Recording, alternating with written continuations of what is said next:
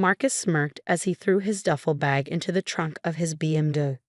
No marriage certificate, no property split, he said. You can't claim anything without proof. I stood there, keeping my face calm even though I was boiling inside. My name is Olivia Parker, and at 35, I was watching my husband of 8 years leave me for his 25-year-old girlfriend. A husband who had conveniently lost our marriage certificate 2 months ago during our home renovation. Don't worry about the house, Marcus added, checking his hair in a car mirror. You can stay here until I decide what to do with it. Consider it a gift. He even winked, like he was being generous. I crossed my arms, silently watching him. He expected me to cry, beg, or get angry. Instead, I said nothing. No reaction, he asked, sounding disappointed. Not going to fight for our marriage. I almost laughed. Fight for a man who was literally moving in with another woman. The same woman he had been secretly seeing for months. No, Marcus, I said calmly, your decision is clear. He frowned, clearly surprised. He thought he was in control, that he was too smart to be caught. He believed that without a marriage certificate, I had no legal claim to anything. But what he didn't know was that I had been paying attention. The late nights, the locked phone, the work dinners that never showed up on his expense reports, I had seen it all. After all, I had worked in criminal investigations for years. This would be easier if you just accepted that things change, Marcus continued. Sophia understands me in ways you never could. I smiled slightly. Sophia, the young paralegal who somehow lived in a luxury apartment. The same woman who had been asking a lot of questions about our property at the office Christmas party. I'm sure she does, I replied. Something in my tone made Marcus pause. What do you mean by that? I shrugged. Just wishing you well. That's what divorcing couples do, right? He narrowed his eyes. We're not divorcing. No marriage certificate, no divorce. And even if you found a copy, everything's in my name. You have nothing. I thought about the call I made last week, about the documents stored in my office. Marcus thought he had covered his tracks. But he had underestimated me. You're right, I said softly. I guess I have nothing to lose. His confidence wavered for the first time. What are you planning? Planning? I echoed. Nothing at all. Just watching my husband leave for his girlfriend. He got into his car, trying to act like he wasn't nervous. Don't do anything stupid, Olivia. You can't win against me in court. I'm a lawyer. Oh, I remember, I said with a small smile. Say hi to Sophia for me. As he drove away, I pulled out my phone and called a number I knew by heart. Detective Parker's office answered a familiar voice. Hey, Jim, I said, watching Marcus disappear down the street. Remember that favor you owe me? I need to check some records. Jim chuckled. This about Marcus. Let's just say I need to verify some paperwork. About time, Jim said. Come by tomorrow, and Olivia, bring your laptop. You'll want to see this. I ended the call and looked up at the house Marcus thought he could take from me. He had always underestimated me. He forgot that before I was his wife, I was a forensic investigator, specializing in financial crimes. Tomorrow was going to be very interesting. The next morning, I walked into Jim's office carrying my laptop and 8 years' worth of carefully documented evidence. The familiar smell of coffee and old case files brought back memories of my days working in this department.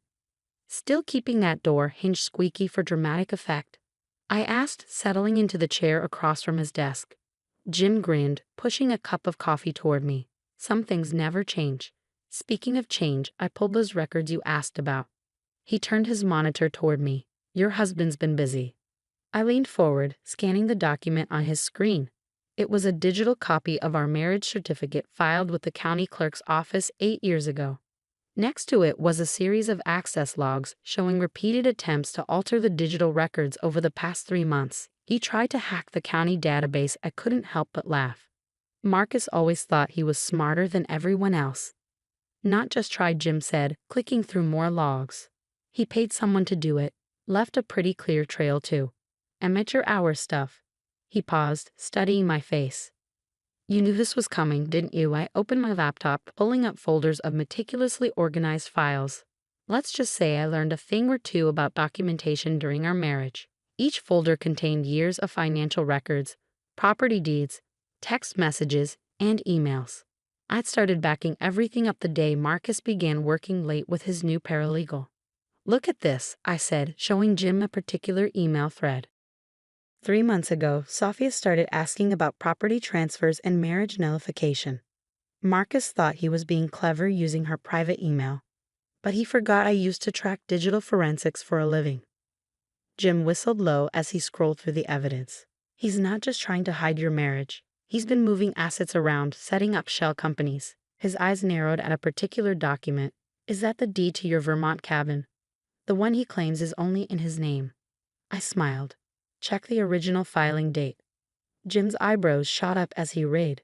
You bought it before the marriage, with your own money. From my 5 years of savings as an investigator, I confirmed. Marcus just assumed it was his because he's used to taking credit for everything. We spent the next hour going through the documentation. Every attempt Marcus had made to hide our marriage or shield assets had left a digital footprint. His mistake wasn't just in underestimating me. It was in forgetting what I did before I met him.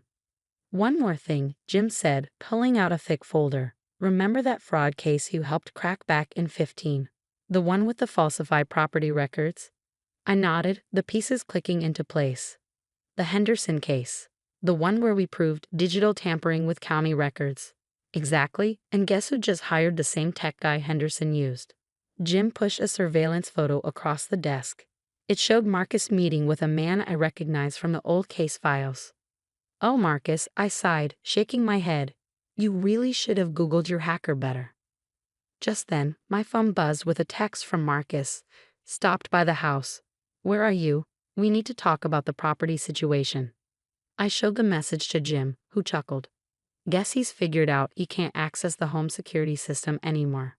Amazing what changing a few passwords can do, I replied, gathering my files. Think we have enough here? Jim nodded, his expression serious. More than enough. Want me to make some calls? I know a few judges who'd be very interested in this attempted records tampering.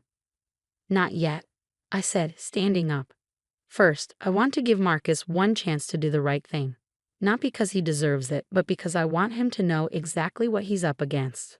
Always the strategist, Jim smiled. Given hell, Olivia.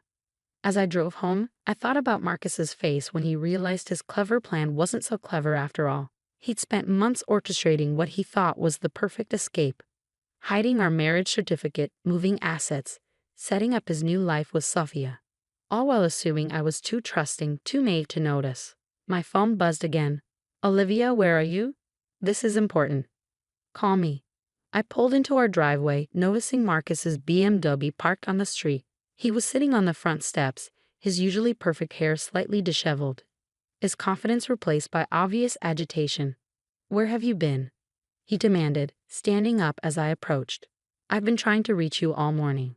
I walked past him to unlock the door, my evidence files tucked safely in my bag. Sorry, I was at a meeting. About our marriage certificate, actually. He followed me inside, his footsteps faltering slightly. What do you mean, a meeting? I turned to face him, enjoying the flicker of uncertainty in his eyes. You know, Marcus, for a lawyer, you really should be more careful about who you hire to hack government databases. The color drained from his face. For the first time since this all began, Marcus looked genuinely afraid. What exactly are you implying? Marcus asked, trying to regain his composure as we stood in our living room. His lawyer mask was slipping back into place, but I could see the panic in his eyes. I'm not implying anything, I replied calmly, setting my bag on the coffee table. I'm telling you that I have proof of your attempts to tamper with county records, hide assets, and fraudulently invalidate our marriage. Would you like to see the evidence? He sank into the armchair, his confidence crumbling. How did you? No. I finished for him. Marcus, did you forget what I did before we met? Financial crimes investigation isn't just a job title. It's a skill set. I pulled out my laptop and began opening files. Let's start with the cabin in Vermont. The one you claimed was yours? I bought it before we married. Here's the deed, the bank transfers, and my old pay stubs proving the source of funds. That's not, he started, but I cut him off. Then there's the matter of our marriage certificate. Did you really think hiring the same hacker from the Henderson case was smart? The case I helped prosecute. I turned the screen toward him, showing the access logs. Every attempt to alter those records is documented. Every email between you and Sophia about property transfers tracked. Marcus stood up abruptly, pacing the room. This is ridiculous. You're trying to intimidate me. Sophia's father is a judge. He'll never let. Judge Harrison. I smiled. The one who presided over the Henderson case? I'm sure he'd be very interested to know his daughter is involved in similar activities. That stopped him cold. You wouldn't. Try me. I closed my laptop.